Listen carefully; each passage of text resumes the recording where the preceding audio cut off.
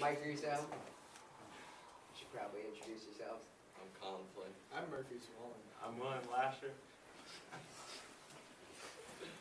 Go. So, the reason the First Vatican Council was called together, it was called together by Pope Pius IX in 1869. It was created to talk about the rising beliefs, not religious beliefs, but more like secular beliefs, and their influence over the people. Lots of work was planned. They were planning to get a bunch of stuff done, but they never did. Kind of got lazy. There was one major thing that came out of the council, and that was the finalized idea of papal infallibility. So the main ideas were rationalism, liberalism, materialism, and papal infallibility. Oh, rationalism. Rationalism is the belief that it is possible to achieve valid understanding of the world around us through pure reason other than our senses. Rationalism believes that we shouldn't trust our senses, only our mind. This was one of the main reasons why the council was opened, because of the influence of rationalism in the people. Its influence was leading the people away from the religion, because religion was using faith over reason.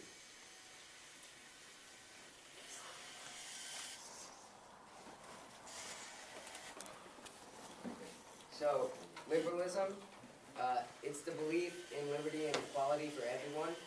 It's one of the foundations of the United States. Liberalism is an idea that emerged after the Enlightenment in Europe. It is credited that John Locke founded liberalism. It was gaining a lot of power since the founding of the U.S., and that was bothering the church because they were losing people. It caused people against state religions, and the Divine Right of Kings, which basically stated that leaders were put there because God wanted them to be there. And the church was powerful. It had all the followers, but if liberalism was calling people away from the state religion, which in most places was Christianity, they would lose a lot of their reign over people. So that's why the church hated liberalism.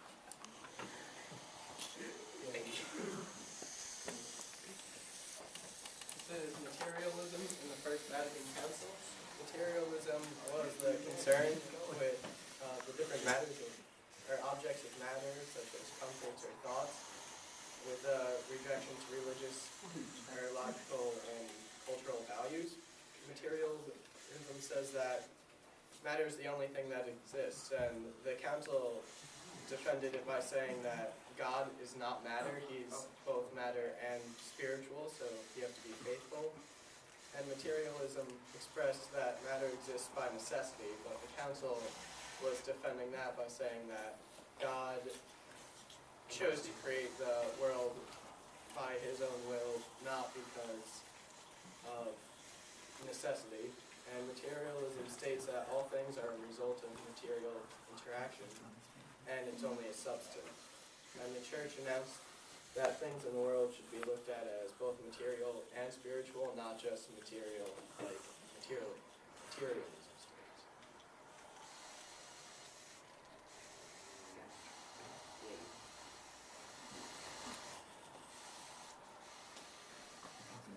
So our main idea is papal infallibility. It's the main outcome of the First Vatican Council. Out of three major topics, the only one that was truly talked about was the idea of papal infallibility.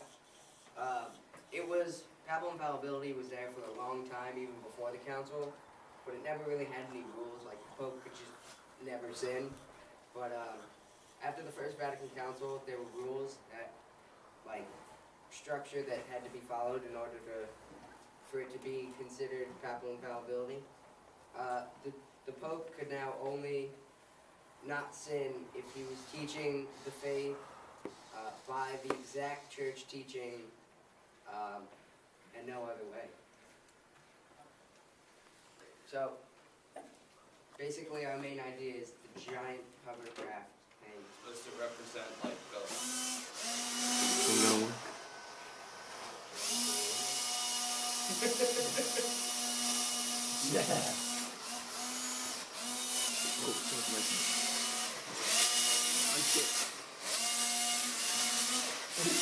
Yeah, it just kind of destroyed the other idea. And that's the point we're trying to make.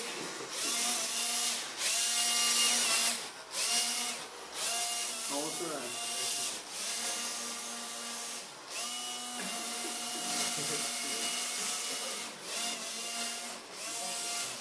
So the outcome of the council was scheduled to resume after the summer break in 1870.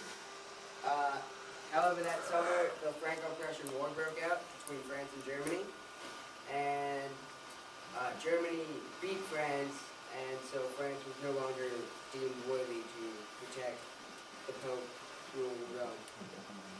So on September 20th, 1870, Italy captured Rome and annexed it.